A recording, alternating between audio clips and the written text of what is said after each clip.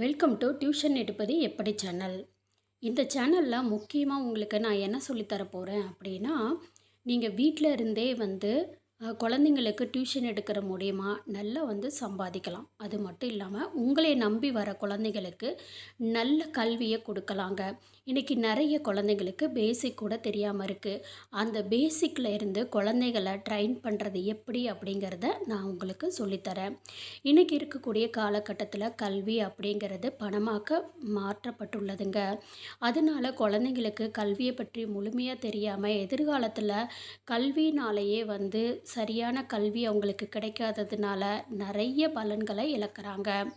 அதனால அவங்களுக்கு பேசிக்லேருந்து நம்ம எல்லாமே சொல்லிக் கொடுக்குற மாதிரி டியூஷன் எப்படி எடுக்கிறது, அவங்கள எப்படி புரிய வச்சு படிக்க வைக்கிறது, அவங்கள படிப்பில் எப்படி இன்ட்ரெஸ்ட் ஆக்கிறது, இந்த மாதிரியான எல்லா விஷயத்தையும் உங்களுக்கு நான் தெளிவாக சொல்ல போகிறேங்க. நீங்கள் ஒரு டியூஷன் ஆரம்பிக்கிறீங்க அப்படின்னா கண்டிப்பாக இந்த சேனலை சப்ஸ்கிரைப் பண்ணிக்கிங்க. பண்ணிட்டீங்கன்னா நான் உங்களுக்கு ஸ்டெப் பை ஸ்டெப்பாக நான் சொல்லுவேங்க. இதில் கொடுக்கக்கூடிய ஒவ்வொரு ஷீட்டையுமே நீங்கள் அப்படியே நோட் பண்ணி வச்சுக்குங்க.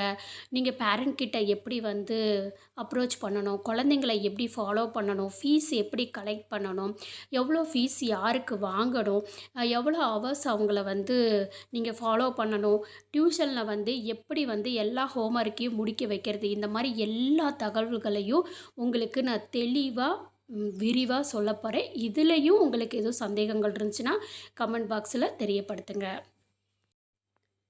இப்போது ஸ்க்ரீனில் தெரிகிற இந்த ஒவ்வொரு கோர்ஸுமே எங்ககிட்ட இருக்குதுங்க. இந்த கோர்ஸை குழந்தைங்களுக்கு, அதாவது ஸ்டூடெண்ட்டுக்கு நீங்கள் எப்படி எடுக்கணும் அப்படிங்கிற எல்லா தகவல்களையும் உங்களுக்கு நான் ஸ்டெப் பை ஸ்டெப்பாக சொல்லி தருவேன். அதை நீங்களும் கற்றுக்கிட்டு தெளிவாக நீங்கள் குழந்தைங்களுக்கு எடுக்கலாங்க. அதை பற்றி தெரிஞ்சுக்கிறதுக்கு முன்னாடி நீங்கள் இன்னும் நம்ம சேனலை சப்ஸ்கிரைப் பண்ணலைன்னா சப்ஸ்கிரைப் பண்ணி பக்கத்தில் இருக்கக்கூடிய ஆல் பெல் சிம்பலை ப்ரெஸ் பண்ணிக்கோங்க. இப்போ நான் அடுத்தடுத்து சொல்ல போகிறத நீங்கள் ஒரு நோட்டில் நீட்டாக எழுதி வச்சுக்கோங்க. அதை நீங்கள் என்ன பண்ணலான்னா ஒரு A4 ஷீட்டில் பிரிண்ட் போட்டுக்கலாம். அல்லது பார்த்தீங்க அப்படின்னா நீங்கள் கைப்படவே எழுதி ஒரு கவருக்குள்ளே வச்சு பேரண்ட் டியூஷன் சேர்த்துறாங்க பார்த்தீங்களா, சேர்த்த வர பேரண்ட் கிட்ட இந்த ஷீட்டை கொடுங்க. கொடுத்துட்டு தான் நீங்கள் அதுக்கப்புறமா நீங்கள் அவங்கக்கிட்ட ஃபீஸ் பற்றி டீட்டெயில் பற்றி எல்லாமே பேசணும். இப்போது இதில் பார்த்திங்கன்னா பெற்றோர்களுக்கு டியூஷன் சென்டரின் பணிவான வேண்டுகோள். நீங்கள் உங்களுக்கு டியூஷன் சென்டரோட நேம் வச்சுருந்தீங்க அப்படின்னா நீங்கள் பெற்றோர்களுக்கு அப்படின்றதுக்கு அடுத்து உங்கள் டியூஷன் சென்டரோட நேம் போட்டு டியூஷன் சென்டரின் பணிவான வேண்டுகோள் அப்படின்னு நீங்கள் எழுதிக்கோங்க. கீழ்கண்ட நடைமுறைகளை பின்பற்ற சம்மதம் உள்ள பெற்றோர்களுக்கு மட்டும் அவர்களின் குழந்தைகளை எங்கள் டியூஷன் சென்டரில் சேர்க்கப்படுவார்கள். இந்த மாதிரி நம்ம சொல்லும்போது அவங்களுக்கு ரொம்ப அதிக அளவு நம்பிக்கை நம்ம டியூஷன் மேலே ஏற்படுங்க. மொதல் பாயிண்ட் என்ன அப்படின்னு பார்த்தீங்கன்னா, டியூஷன் நேரம் மாலை 5 to 8 மணி வரை. நாங்கள் இருக்கிற ஏரியாவில் இந்த டைம் போட்டிருக்கோம். நீங்கள் இருக்கக்கூடிய ஏரியாவில் உங்களுக்கு கன்வென்ட்டாக எந்த டைம் இருக்கோ, ஒரு சில குழந்தைங்க பார்த்திங்கன்னா 5:30க்கு தான் வீட்டுக்கே வருவாங்க. அப்படிங்கும்போது நீங்கள் 6 to 9 o'clock டைம் போட்டுக்கலாங்க. அடுத்ததாக 2வது பாயிண்ட்டு, ஆங்கில வழி குழந்தைகளாக இருப்பின் 4 லைன் நோட்டு, தமிழ் வழி குழந்தைகளாக இருப்பின் 2 லைன் நோட்டு 2 டியூஷனுக்கு வாங்கி கொடுத்து அனுப்ப வேண்டும். இதை நான் உங்களுக்கு எக்ஸ்பிளைன் பண்ணுறேன். பேரண்ட்கிட்டேயும் நீங்கள் எக்ஸ்பிளைன் பண்ணலாம். எதுக்காக அப்படின்னா, இப்போ ஒரு வேளை இங்கிலீஷ் மீடியமாக இருந்தாங்கன்னா அவங்களுக்கு அதிக பாடம் இங்கிலீஷில் தான் இருக்கும். அப்போது இந்த 4 லைன் நோட்டில் எழுத அந்த ஹேண்ட் ரைட்டிங்கை கொஞ்சம் நாங்கள் கரெக்ஷன் பண்ண முடியும். 2 லைன் நோட்டு தமிழ் மீடியம் எதுக்குன்னா அதிக சப்ஜெக்ட் தமிழில் தான் இருக்கும். அப்போது அந்த ஹேண்ட் ரைட்டிங்கை நாங்கள் கொஞ்சம் சரிப்படுத்த முடியும். அப்படிங்கிறதுக்காக தான் இந்த நோட் ஃபாலோ பண்ண சொல்கிறோம். இந்த ஒவ்வொரு பாயிண்ட்டுக்கான விளக்கத்தையும் பேரண்ட் கிட்ட தெளிவாக சொல்லுங்கள். அடுத்ததாக 3வது பாயிண்ட்டு, டியூஷனில் டெஸ்ட் நோட்டு மற்றும் எக்ஸாம் நோட்டு இரண்டிலுமே பெற்றோர்கள் கண்டிப்பாக கையொப்பமிட வேண்டுங்க. நான் உங்களுக்கு அடுத்தடுத்த வீடியோவில் இந்த டெஸ்ட் நோட்டுனா என்ன, எக்ஸாம் நோட்டுனா என்ன, அதை எப்படி ஸ்டூடெண்ட்டை ஃபாலோ பண்ண வைக்கிறதுங்கிற மாதிரியான நான் வீடியோஸை போடுறேங்க. இப்போ நீங்கள் இதை மட்டும் நீங்கள் இன்ஃபார்ம் பண்ணிடுங்க. இப்போ இந்த மாதிரி வந்து சொல்லும்போது என்ன ஆகும்னு பார்த்தீங்கன்னா, எதுக்காக நாங்க இப்படி சொல்றோம் அப்படின்னு, நீங்க டியூஷனில் குழந்தைங்க வந்து படிக்கிறாங்களா, என்ன பண்ணுறாங்க அப்படின்னு பேரண்ட்டும் தெரிஞ்சுக்க முடியும்.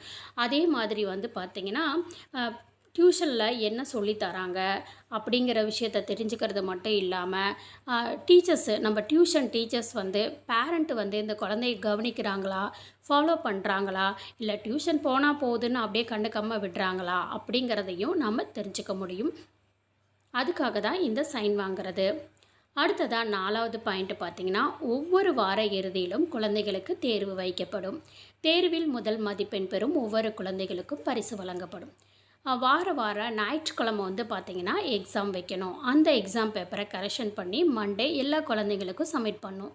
அதில் நல்ல மார்க், அதாவது ஃபஸ்ட்டு மார்க் எடுத்த குழந்தைங்களுக்கு நீங்கள் வந்து ஒரு பென்சில், பேனா, எரேசர் இந்த மாதிரி ஏதாவது வந்து நீங்கள் சின்ன சின்ன அந்த மாதிரி வந்து கொடுத்து எல்லாரையும் கைத்தட்ட சொல்லுங்கள். இதை பார்க்கும்போது அந்த குழந்தைங்களுக்கு ரொம்பவுமே வந்து ஹாப்பியாக இருக்கும். இதை பார்த்துட்டு மற்ற குழந்தைங்களும் நாமும் இது மாதிரி கைத்தட்டல் வாங்கணும், நம்மளும் இந்த மாதிரி பரிசு வாங்கணும் அப்படின்னு ரொம்ப சந்தோஷமாக வந்து டியூஷனும் வர ஆரம்பிப்பாங்க, படிக்கவும் ஆரம்பிப்பாங்க. அதுக்காக தான் இந்த மாதிரி சொல்லப்படுதுங்க. அதனால இது எப்படி வந்து எக்ஸாம் வைக்கணுங்கிறதையும் நான் உங்களுக்கு வீடியோவாக அடுத்து போடுறேன். அடுத்தது 5வது பாயிண்ட்டாக, தொடர்ந்து தேர்வுக்கு வராத குழந்தைகளை டியூஷன் சென்டரில் இருந்து உடனடியாக நீக்கப்படுவார்கள். நிறைய பெற்றோர்கள் வந்து கேட்குறது, எதனாலங்க இப்படி நீக்கப்படுறீங்க, எதுக்கு வந்து அவங்கள டியூஷன் விட்டு அமுச்சு விடுவீங்க அப்படின்னா, இப்போ தேர்வு அப்படின்னாலே இப்போ டியூஷனில் வந்து நல்லா படிப்பாங்க, நல்ல டெஸ்ட் எழுதுவாங்க, சூப்பராக வந்து அவங்க வந்து மார்க் எடுப்பாங்க. ஆனால் எக்ஸாம் அப்படின்னு போயிட்டாலே மார்க் ரொம்ப கம்மியாக இருக்கும், ஃபெயில் ஆகிறது கூட சான்ஸ் இருக்கும். ஒரு சிலருக்கு எக்ஸாம் ஃபியர் வந்து இருக்கும். அந்த பயத்தை போக்குறதுக்கு தான் இந்த மாதிரி வார இறுதியில் நாங்கள் எக்ஸாம் வைக்கிறோங்க. அப்போ அந்த குழந்தை இதில் வந்து ட்ரெயின் அப் ஆகிட்டு எக்ஸாம் வந்து எழுதும்போது அந்த பயம் அப்படிங்கிறது அவங்களுக்கு துளி கூட இருக்காது. அதுக்காக தான் இந்த மாதிரி எக்ஸாம் வைக்கிறோம் அப்படிங்கிறத தெளிவாக சொல்லுங்கள். அதனால் இது ரொம்ப இம்பார்ட்டன்ட். அதனால தான் நாங்கள் டியூஷனை விட்டு நிப்பாட்டுற சுச்சுவேஷன் கொண்டுட்டு போயிடுறோன்னு எக்ஸாம்பிளை சொல்லிவிடுங்க. அடுத்ததான் வந்து பார்த்திங்கன்னா 6வது பாயிண்ட்டு, இரவு 9 மணி ஆனாலும் வீட்டு பாடம் முடிக்காமல் குழந்தைகளை வீட்டுக்கு அனுப்ப மாட்டோம். 9 மணிக்கு மேல் வீட்டுப்பாடம் முடிக்காமல் இருக்கும் குழந்தைகளுக்கு மறுநாள் காலை 6 to 7 மணிக்கு டியூஷன் உண்டு அப்படிங்கிறத தெளிவாக சொல்லிடுங்க. இந்த மாதிரி பண்ணுறதுனால என்ன ஆகும் அப்படின்னு பார்த்தீங்கன்னா, குழந்தைங்க வந்து சீக்கிரமாக முடிக்க ஆரம்பிப்பாங்க. அதே மாதிரி மறாவது நாள் காலையில் 6 to 7 போகணுமே, அப்போ நம்ம இப்போயே முடிச்சிட்டோம் அப்படின்னா நம்ம வந்து வீட்டுக்கு போயிடலான்னு நினைப்பாங்க. இன்னொன்று, குழந்தைங்க சீக்கிரமாக முடிச்சிட்டாங்க அப்படின்னா அவங்களுக்கு தனியாக ப்ளேஸ் கொடுத்து முடித்த குழந்தைங்களை எல்லாம் ஒன்றா உட்கார வச்சு நீங்கள் வந்து விளையாடலாம் அப்படின்னு பர்மிஷன் கொடுங்க. அவங்க வந்து முடிச்சுட்டு விளையாடும்போது முடிக்காமல் இருக்கிற குழந்தைங்க என்ன பண்ணுவாங்கன்னா, இன்னமும் ஆர்வமாக முடிக்க ஆரம்பிப்பாங்க ஹோம்ஒர்க்கை. எதனால் அப்படின்னா, நம்மளும் போய் விளையாடலாமே அப்படின்னு ஒரு ஆசை இருக்கும். அதனால் இந்த ட்ரிக்கையும் நீங்கள் ஃபாலோ பண்ணுங்கள். நம்மளை தேடி வர குழந்தைங்கள நம்ம நல்லா படிக்க வைக்கணுங்கிறதுல ரொம்ப கண்ணும் கருத்தமாக இருக்கணும் நம்ம. 7வது பாயிண்ட் பார்த்தீங்கன்னா, டியூஷன் ஃபீஸ் வந்து 1 to 5 தேதிக்குள் கட்ட வேண்டும். அந்தந்த மாத டியூஷன் ஃபீஸ் அந்தந்த மாதமே கட்ட வேண்டும். இது உங்களுடைய ஊருக்கு தகுந்த மாதிரி நீங்கள் வந்து போட்டுக்கலாங்க. இதையும் நம்ம இதிலே மென்ஷன் பண்ணிட்டோம்னா, டியூஷன் ஃபீஸுக்காக தனியாக அவங்கக்கிட்ட இன்ஃபார்ம் பண்ணணுங்கிறது அவசியமே கிடையாதுங்க. அடுத்து 8வது பாயிண்ட்டாக, குழந்தைகள் விடுமுறை எடுப்பின் குழந்தையின் பெற்றோர் நேரில் வந்தோ அல்லது தொலைபேசியின் மூலமாகவோ எங்களிடம் கண்டிப்பாக தெரியப்படுத்த வேண்டும். இல்லை என்றால் அந்த குழந்தை டியூஷன் விட்டு நீக்கப்படுவார்கள். இந்த பாயிண்ட்டை கம்பல்சரி சொல்லுங்கள். இது எதுக்காக இந்த பாயிண்ட் அப்படின்னா, நிறைய குழந்தைங்க என்ன பண்ணுவாங்கன்னா, டியூஷன் போகிறேன்னு சொல்லி போகாமல் பக்கத்தில் வந்து மாமா வீடு, அத்தை வீடு, அக்கா வீடுன்னு அங்கே போய் ஃப்ரெண்ட்ஸு வீடுன்னு விளையாடுவாங்க.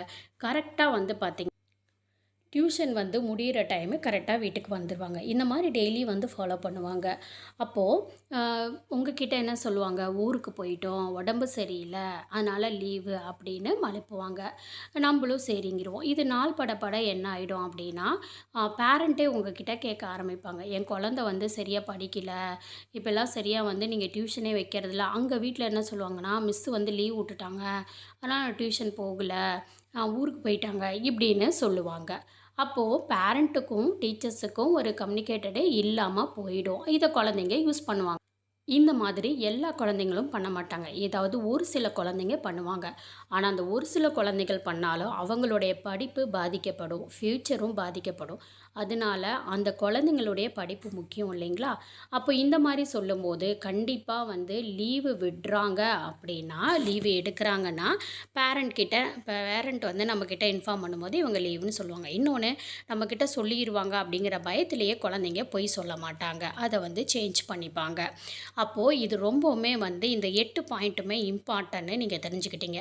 நீங்கள் ஒரு டியூஷன் ஆரம்பிக்கிறீங்க. ஒரு 10 குழந்தைங்க வச்சு நீங்கள் ஆரம்பித்தாலும், நான் சொல்கிற மெத்தடு படி நீங்கள் ஃபாலோ பண்ணி எடுத்தீங்கன்னா, அந்த 10 குழந்தைங்க 50 குழந்தைங்களா ஆவாங்க.